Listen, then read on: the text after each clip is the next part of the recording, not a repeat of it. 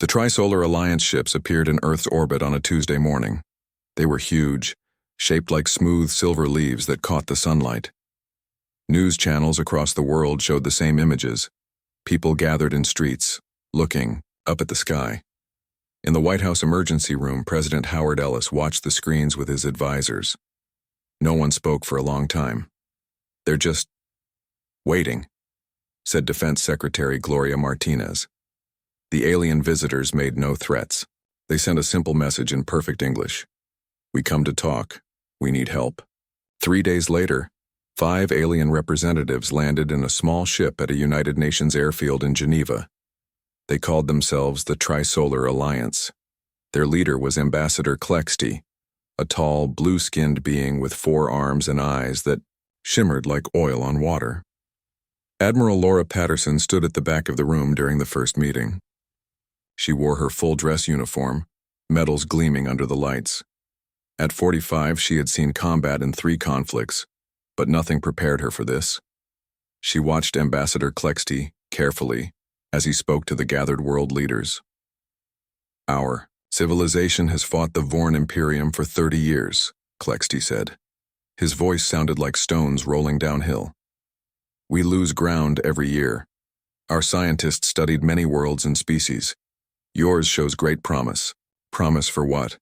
asked President Ellis. "War," said Clexty simply.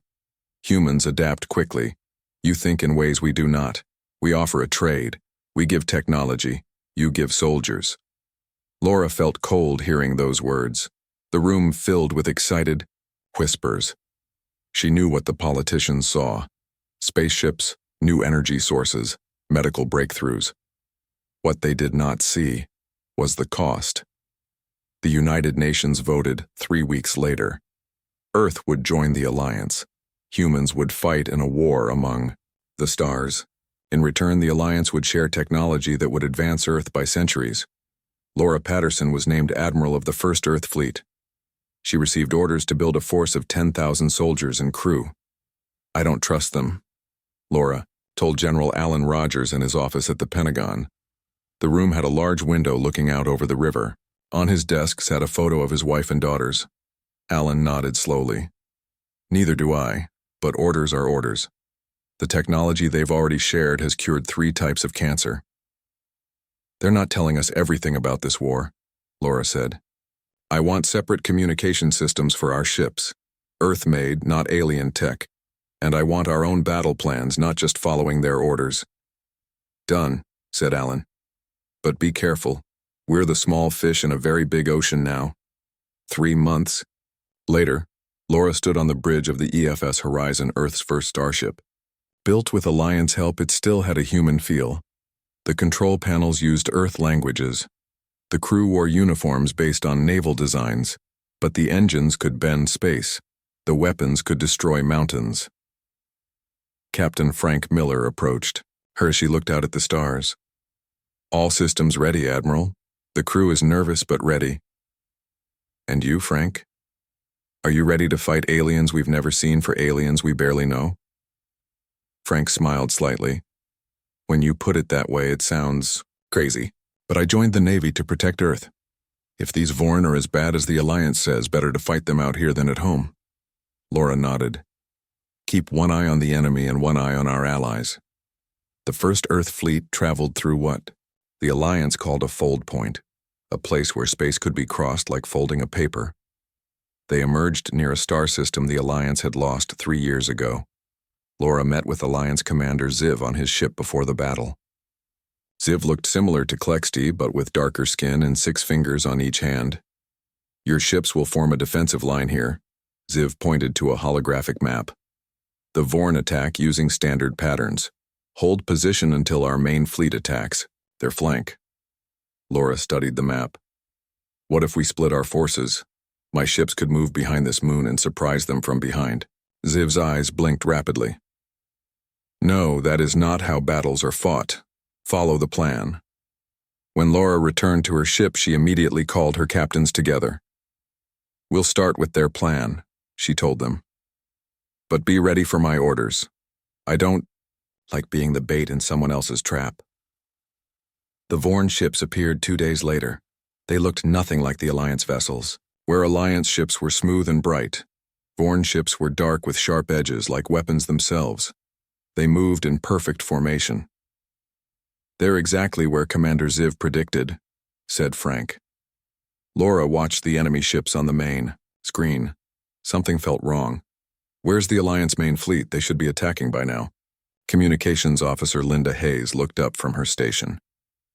"Admiral, I'm picking up strange signals from the Vorn fleet. They're changing course."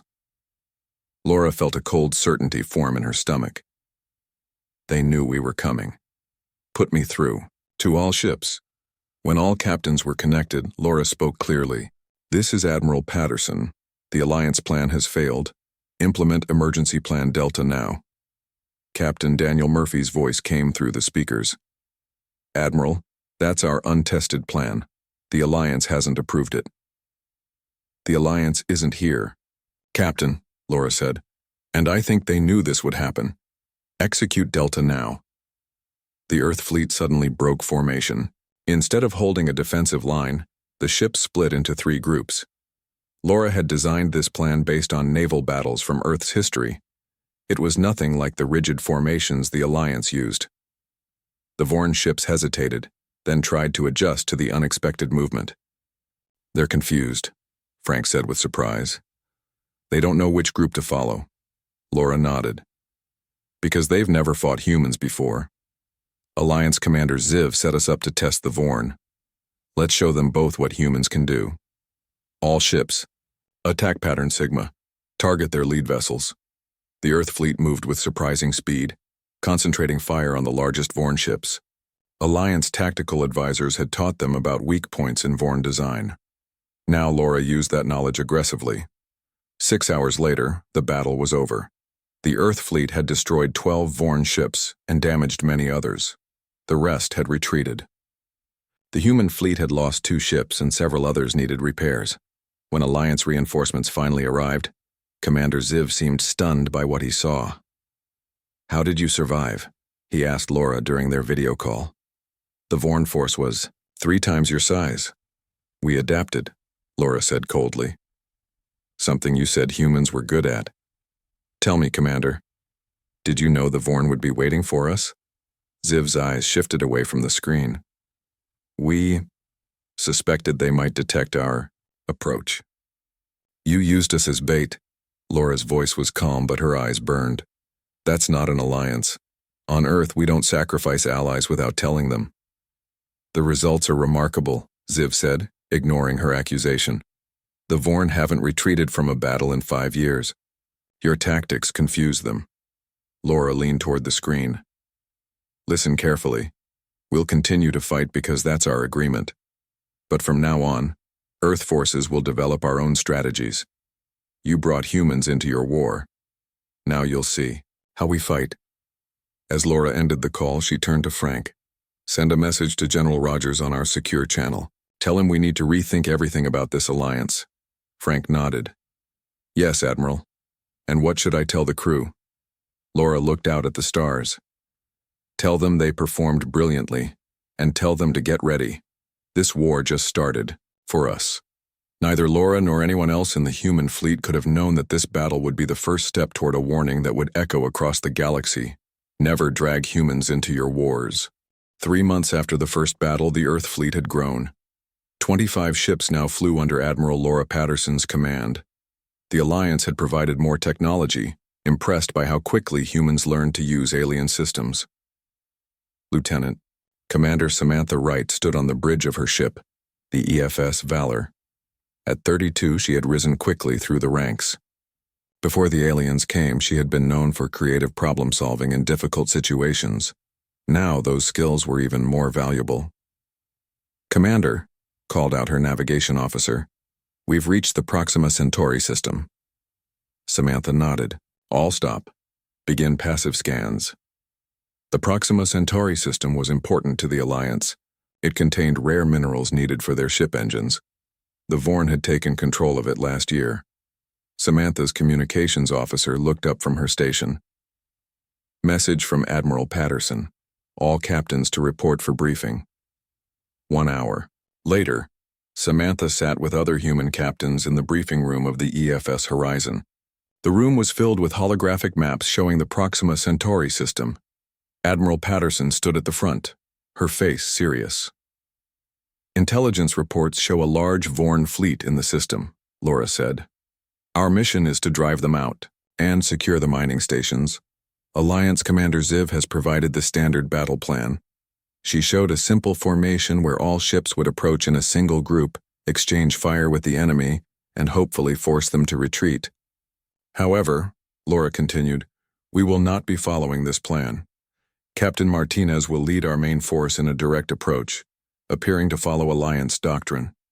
Commander Wright will take a smaller group through this asteroid field to flank the enemy. Captain Daniel Martinez, a tall man with a short beard, nodded. My ships will make it look like we're the entire fleet. We'll keep their attention while Commander Wright gets into position. Samantha studied the map. The asteroid field is dangerous, but the Vorn won't expect ships to navigate through it. We can hit them from behind. When the briefing ended, Alliance Advisor Trill approached Laura. Trill was smaller than most Alliance members, with pale green skin and large eyes. Admiral, Trill said, your plan involves unnecessary risk. The asteroid field has never been used as a tactical route. That's why it will work, Laura replied. The Vorn expect certain patterns. We don't play by those rules. 2 days later, the plan began. Captain Martinez led 15 ships toward the Vorn fleet. His ships moved in a tight formation. Just as Alliance doctrine suggested, the Vorn responded exactly as expected. Their 30 ships formed a defensive wall, energy weapons charging. They've taken the bait, Daniel said on his bridge. All ships, prepare for evasive maneuvers on my mark. Remember, we just need to keep them busy. Meanwhile, Samantha led her group of 10 ships through the asteroid field.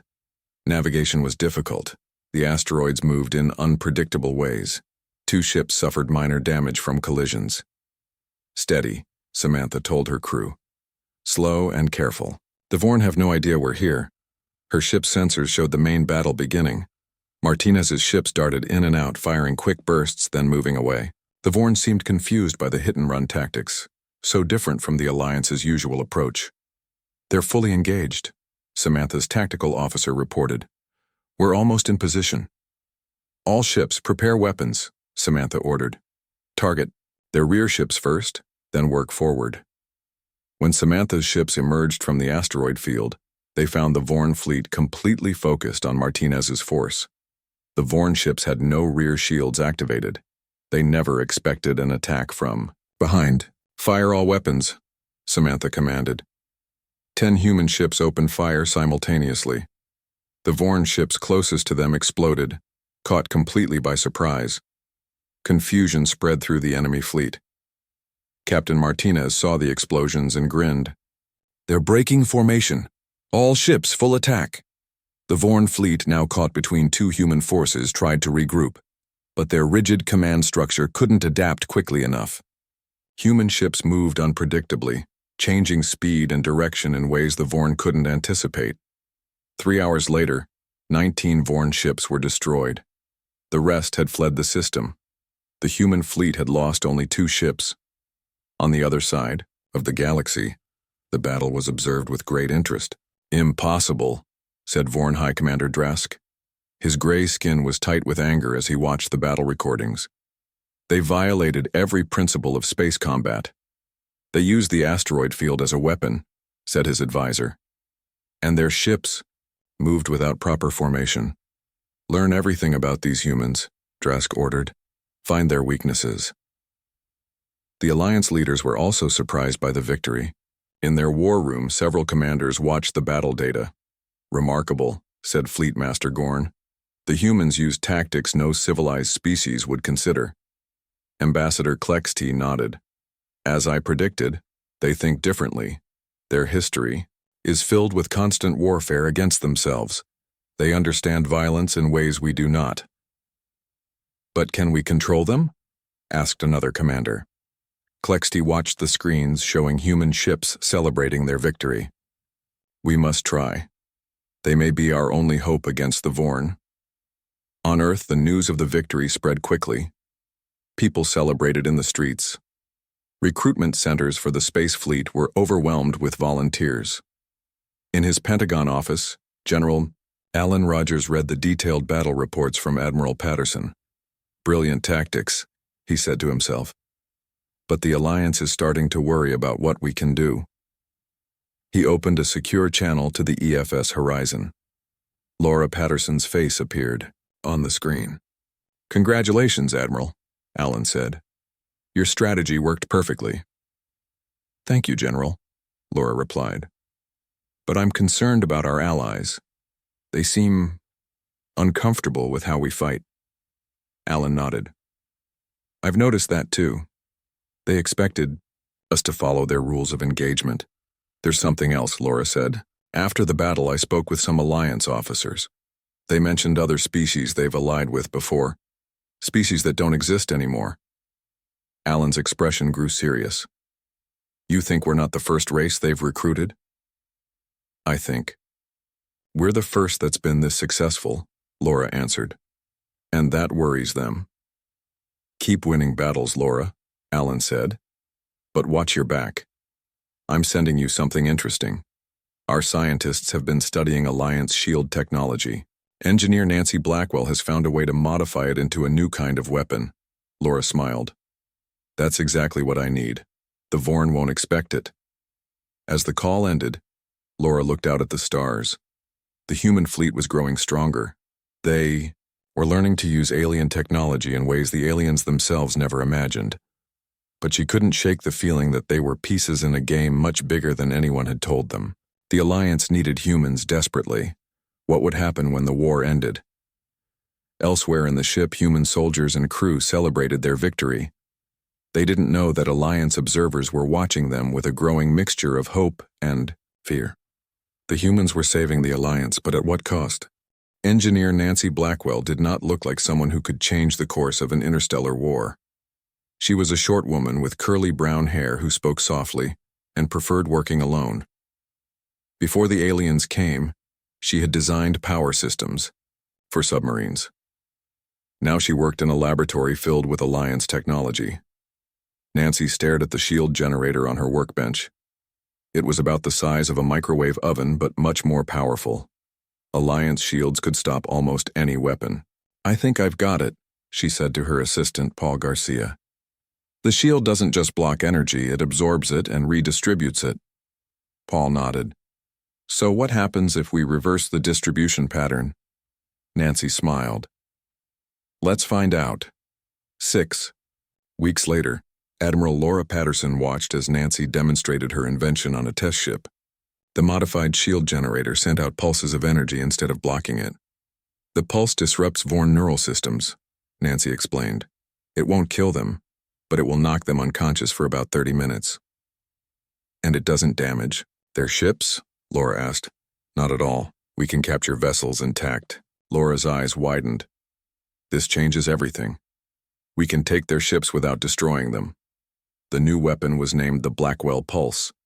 Within 2 months, all human ships carried it. The Alliance was amazed by how quickly humans adapted. Their technology. "They see possibilities we cannot," Ambassador Kleckstein told the Alliance Council. "This is why we need them." The Blackwell Pulse proved devastatingly effective in battle. Human ships would disable Vorn vessels, then boarding parties would capture them. The Alliance had never considered such tactics. They had always fought to destroy, not capture. Staff Sergeant William Cooper led one of the first boarding teams. He was a barrel-chested man with a calm manner and steady hands. His team specialized in taking control of Vorn ships. "Remember," he told his soldiers, "before one mission, we need their nav computers intact. Their technology is different from the Alliance. We need to understand how they think." William's team captured 12 Vorn ships in 3 months. The information they gathered revealed Vorn supply routes, communication codes, and battle plans. Human intelligence officers used this data to predict Vorn movements. The war began to shift. After decades of losing, the Alliance started winning. Vorn forces retreated from 26 star systems. Human tactics confused and demoralized them, but the Vorn Empire was not defeated easily. High Commander Drask called his scientists together. "These humans resist our normal tactics," he said. "We must try something new." A scientist named Vex stepped forward. "We have developed a bioweapon. It attacks only species with human DNA. We have never used it because it violates galactic conventions." Drask's eyes narrowed. "The humans do not follow conventions. Neither shall we." 2 weeks later, a Vorn ship released canisters above a human colony on a planet called New Haven. The bioweapon spread quickly. Within days, 10,000 colonists were dead. When news reached Earth, the response was swift and terrible. President Ellis called an emergency meeting with military leaders. "This cannot stand," he said, his voice shaking with anger. "We need to send a message the Vorn will never forget." General Alan Rogers presented a plan called the Mars Protocol. It had been developed as a worst-case scenario response. "We target Vorn civilian infrastructure," he explained. "Not to kill, but to create chaos. We disrupt food production, power generation, and transportation. We force their military to withdraw, troops to maintain order at home." President Ellis stared at the plan for a long time. "Will it work?" "It will," Alan said quietly. "But the Alliance won't like it. They have rules about targeting civilian systems." "They brought us into their war," President Ellis replied. "They don't get to tell us how to win it." The Mars Protocol was approved. Admiral Laura Patterson received the orders on her ship. "I don't like this," she told her officers. "But I like bioweapons against our people even less." Human ships struck Vorn worlds with surgical precision. They disabled power plants, food distribution centers, and water purification systems. They did not target civilians directly, but the impact was severe. Vorn society began to collapse under the pressure. The Alliance Council was horrified. They called an emergency meeting with human representatives. "This violates every principle of civilized warfare," said Alliance Commander Ziv. "You cannot target civilian infrastructure." Admiral Patterson stood before the council, her face set, like stone. "When you asked for our help, you showed us the enemy. You never told us the rules. On Earth, we learned long ago that some enemies only understand one thing: overwhelming force." "But these tactics," Ziv began, "were necessary after they used bioweapons on our colony," Laura interrupted. 10,000 dead, including children. What would your response have been? More retreats? More lost worlds? The Alliance representatives fell silent. They had no answer. Meanwhile, Intelligence Officer Keith Sanders developed a new strategy. He was a quiet man who had studied psychology before joining the military. Keith understood fear better than most. "The Vorn respect strength," he told Admiral Patterson. "But they don't understand humans yet. We need to show them what they're facing." Keith created Operation Nightmare. Human ships broadcast images to Vorn worlds. The broadcast showed Earth's history of warfare: world wars, nuclear weapons, devastating conflicts. Along with these images came a simple message: "This is what we did to our own species. Imagine what we'll do to yours." The effect was immediate. Vorn civilians demanded their leaders end the war. Their military had never faced an enemy who fought like humans. 3 days after Operation Nightmare began, the first Vorn surrender came. A fleet commander named Cal gave up 20 ships without firing a shot. "We cannot defeat an enemy who thinks like this," Cal told his captors. "You do not fight like the Alliance. You fight like something we have never seen before." More surrenders followed. Within weeks, the Vorn began withdrawing from contested systems. The Alliance was amazed. They had fought for 30 years and lost ground constantly. Humans had turned the tide in less than a year. But as human tactics spread through the galaxy, other civilizations took notice. Reports of the Mars Protocol and Operation Nightmare reached worlds far from the conflict. Many began to fear what would happen if humans ever turned their tactics against them. On a distant planet called Zenth, the Galactic Council received disturbing reports about the war. The Council had existed for thousands of years, maintaining peace among hundreds of civilizations. They had ignored the Alliance-Vorn conflict as a minor border dispute. Now they paid attention. Council member Zenthi, a tall being with crystalline skin, read the reports with growing alarm. "These humans," she said to her aides, "they do not fight like a civilized species. They fight like something much more dangerous." Zenthi called for an emergency council session. The message went out to all member worlds. "A new species has entered galactic affairs. We must address this immediately." As the council prepared to meet, human ships continued their campaign against the Vorn. Victory seemed certain, but Laura Patterson worried about what would come after. "We're winning their war for them," she told General Rogers during a secure call, "but I'm not sure they like how we're doing it." Alan nodded gravely. "Be careful, Laura. I think our allies are becoming afraid of us." Neither of them knew that the Galactic Council was already considering what to do about the humans. The Galactic Council chamber was built thousands of years ago. It stood on a planet called Zenith, far from both Alliance and Vorn space. The chamber was huge, with seats for representatives of 317 spacefaring civilizations. Many seats had been empty for years. Most species saw little reason to attend council meetings. The galaxy had been mostly peaceful for centuries. Today, every seat was filled. News about the humans had spread quickly. High Counselor Zenthi stood at the center of the chamber. She was tall with skin that looked like blue crystal. Light seemed to shine from within her. She had led the council for 200 years. "This emergency session will now begin," she announced. Her voice echoed through the vast space. "We are here to discuss the species known as humans and their involvement in the Alliance-Vorn conflict." Screens appeared around the chamber showing images of human ships and battles. Many council members gasped as they watched humans board Vorn vessels and use psychological tactics. "The species from planet Earth has achieved in months what the Alliance could not in decades," Zenthi continued. "They fight using methods most civilized species abandoned thousands of years ago." A representative from a planet near Vorn space stood up.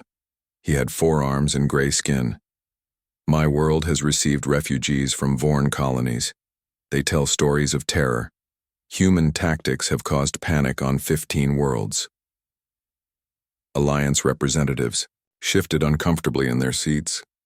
They had not expected their new allies to draw this much attention. "The Alliance must explain why they recruited this species," demanded a council member from the outer systems. Ambassador Klexty rose from his seat. "Our civilization faced extinction.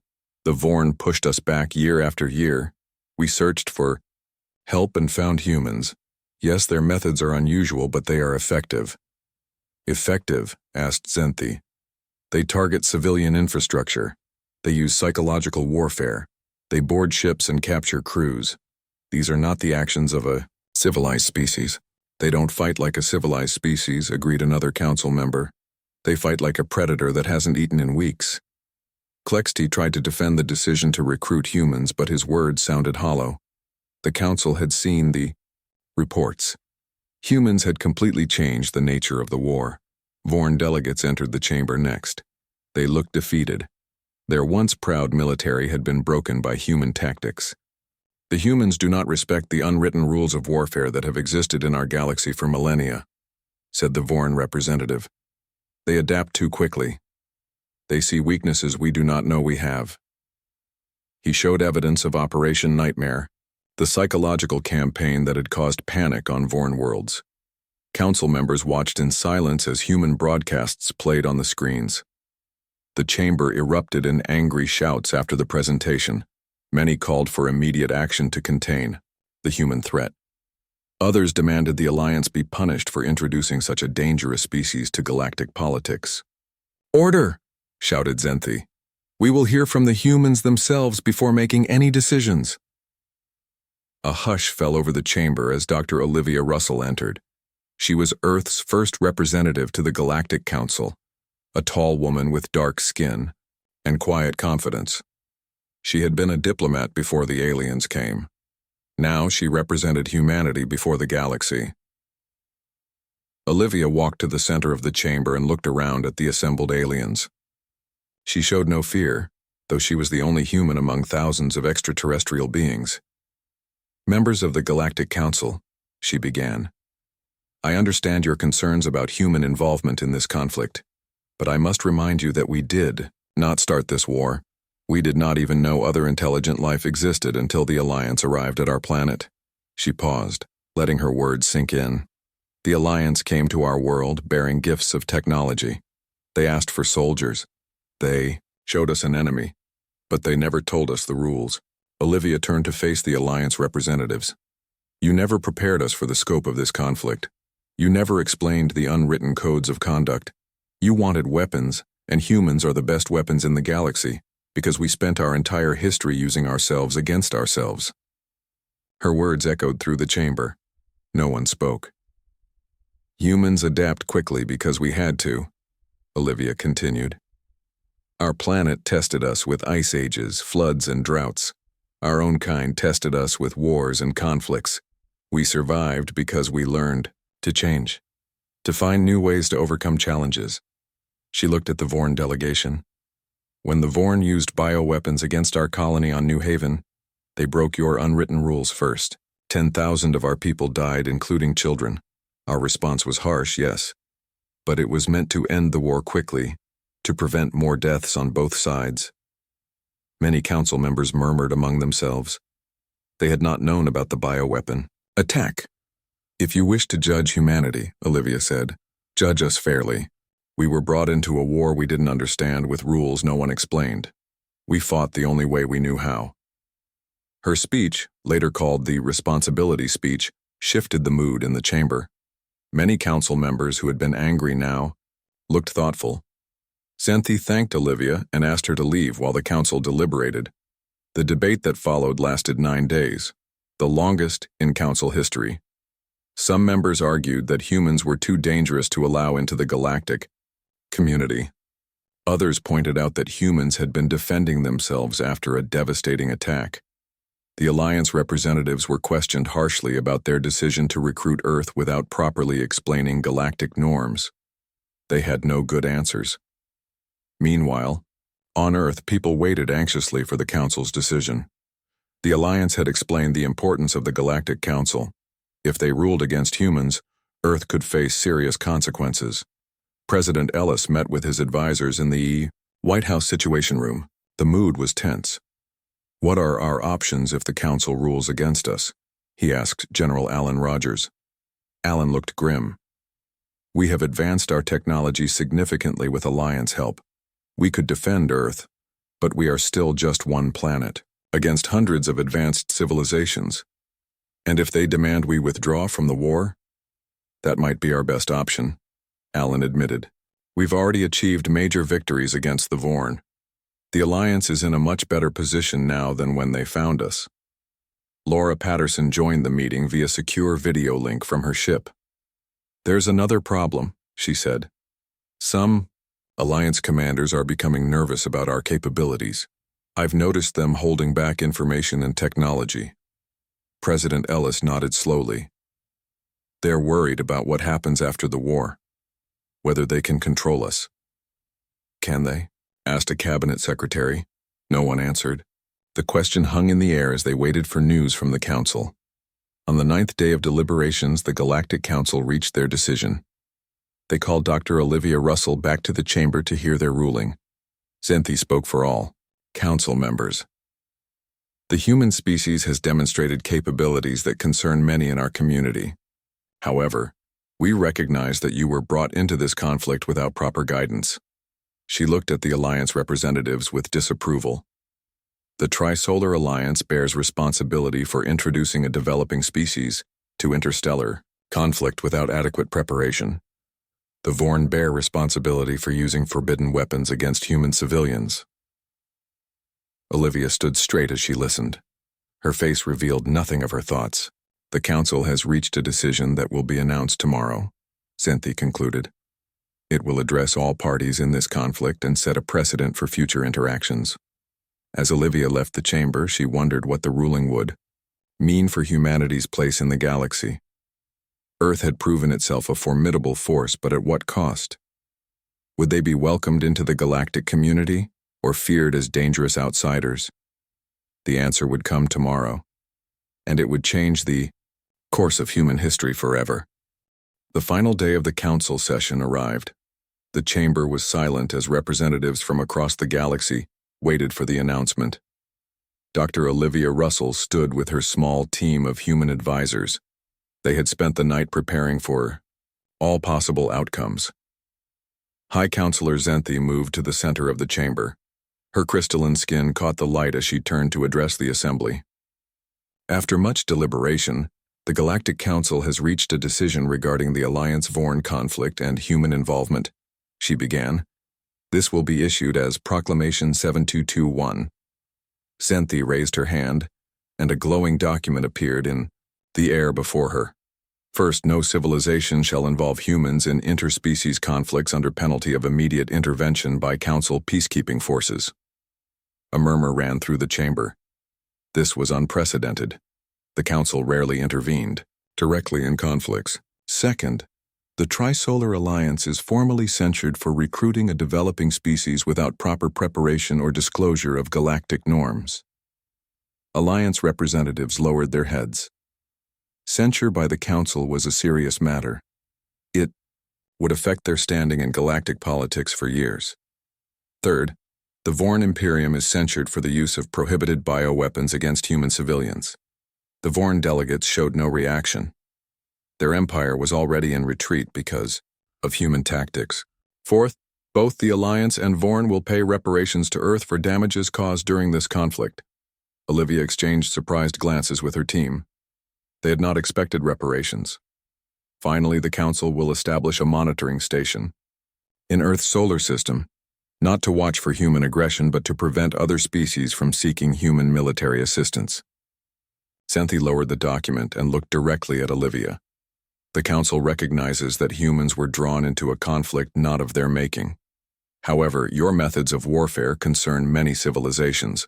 We do not wish to see those methods spread. Olivia stepped forward. High Counselor, Earth accepts the Council's decision. We did not seek this war, but we defended ourselves as we thought necessary. We will cooperate with the monitoring station. Zenthi nodded. The Council welcomes Earth's cooperation. We do not seek to limit your development or expansion. We only wish to ensure that galaxy-wide peace is maintained. As the session ended, many representatives approached Olivia. Some were curious about humans. Others wanted to establish diplomatic relations. A few seemed concerned about having humans as neighbors in the galaxy. An elderly representative from a civilization called the Midorian Collective spoke quietly to Olivia. You should understand something, Dr. Russell. The Council's proclamation is unusual. They have never before named a specific species as too dangerous to recruit for warfare. Is that a compliment or a warning? Olivia asked. The Midorian smiled slightly. Perhaps both. Your people accomplished in months what others could not in decades. Many find that impressive. Others find it terrifying. When Olivia returned to Earth, she brought news of the Council's decision to President Ellis and his advisors. They met in the Oval Office to discuss the implications. So we're not being punished, the President said, but we're being isolated. Not exactly, Olivia replied. We're being protected in a way. The monitoring station will prevent other species from trying to use us as the Alliance did. General Alan Rogers looked thoughtful. And the technology we've gained from the Alliance? We keep it, Olivia said. The Council recognizes that we've earned it through our participation in the war. Admiral Laura Patterson joined the meeting via secure video. She had returned to Earth orbit with most of the human fleet. The Alliance is already pulling back from sharing new technology, she reported.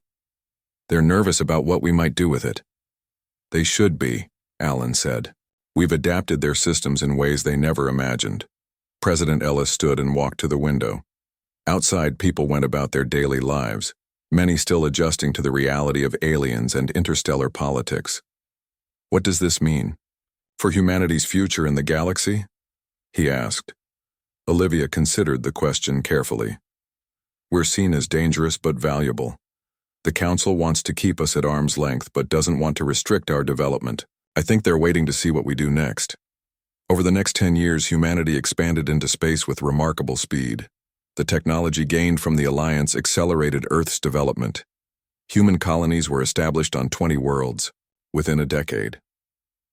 The Council monitoring station in Earth's solar system became a hub for trade and diplomacy. Many civilizations were curious about the species that had turned the tide in a 30-year war in just 12 months. Admiral Laura Patterson, now Earth Security Council Director, established protocols for human expansion that would reassure the Galactic Council. She worked closely with Dr. Russell to create a diplomatic corps trained to understand alien cultures. "We understand their concerns," Laura told the United Nations Assembly. "They've seen what we're capable of when provoked. Our responsibility now is to show them what we can build in peace."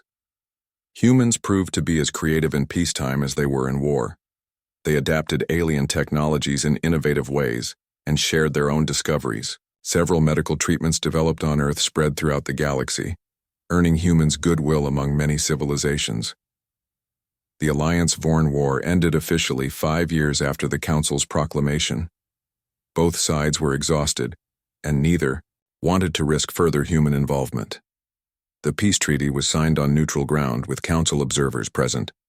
The final provision of the Council's proclamation, 72221, became known throughout the galaxy. The species known as humans demonstrates unmatched capacity for both creation and destruction. Their ingenuity makes them valuable allies, but their capacity for escalation makes them dangerous enemies. When threatened, they do not recognize proportional response. When cornered, they do not recognize impossible odds. The Council strongly advises, never drag humans into your wars. They will end them, just not in ways you can predict or control. In diplomatic circles across the galaxy, a new saying emerged when facing difficult conflicts. "We could involve the humans, but let's try everything else first." 20 years after first contact, humans had representatives on the Galactic Council. Earthships traveled trade routes that spanned thousands of light years. Human innovations in medicine, engineering, and agriculture were widely adopted, but no species ever again asked humans to fight their wars for them. The warning had been heard. On the anniversary of the Council's proclamation, Admiral Patterson and Dr. Russell met on the observation deck of the Earth space station. Below them, their home planet glowed blue and white against the darkness. "Do you ever wonder what would have happened if the Alliance had never found us?" Olivia asked. Laura looked out at the stars. "We would have reached them eventually. Humans always explore, always push boundaries." "True," Olivia agreed. "But they introduced us to the galaxy as warriors first, builders second. I sometimes wish it had been the other way around." "Maybe it needed to happen this way," Laura said. "They respect us because they fear what we can do. That gives us time to show them who we really are." As they watched, a Council ship passed. By the station, its lights blinking in greeting, Earthships returned the signal. In the 20 years since first contact, humans had found their place among the stars, respected, if not fully understood. The warning still echoed through the galaxy. Never drag humans into your wars. But with each passing year, humanity showed the galaxy what else they could do besides fight. And slowly the fear began to fade, replaced by something new: collaboration.